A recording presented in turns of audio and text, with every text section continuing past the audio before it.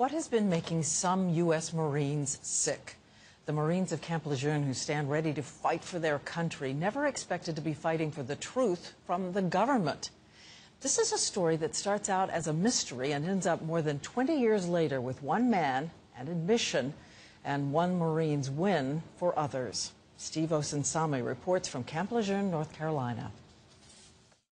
It was 4 years ago when Paul Buckley felt deathly ill and rushed to the hospital.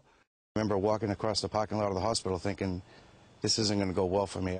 He collapsed in the emergency room and woke up 10 days later. Doctors told him he had a rare incurable blood cancer that usually occurs in patients twice his age. I was in relatively good health, and here I was. How did this happen?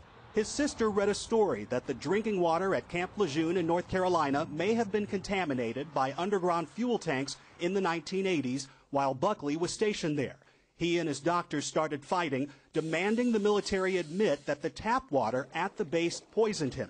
The government denied it over and over again. It was a slap in the face, not to only myself, but to literally hundreds of thousands of others. People have died, families have been devastated, mine included, and denial, denial, denial. But then came the letter he received from the Department of Veteran Affairs. I was sitting down doing the bills, and I opened it up and I started reading it. I was pretty broken up. I called my wife on the phone, and I pretty much couldn't talk. It read that all reasonable doubt has been resolved in your favor, and that his cancer was directly related to military service. They're not going to come to my door and say, we're sorry, Paul. So I suppose this is their way of saying, I'm sorry, we did it, we're acknowledging it. By some estimates, as many as 1 million soldiers and their family members were exposed over 30 years. Military spokespeople we talk with describe this victory as a special case and say that Buckley had the support of doctors who specifically connected his cancer to toxins found at Camp Lejeune. As it becomes more widely known, more doctors will be willing to take a veteran's side in a case like this.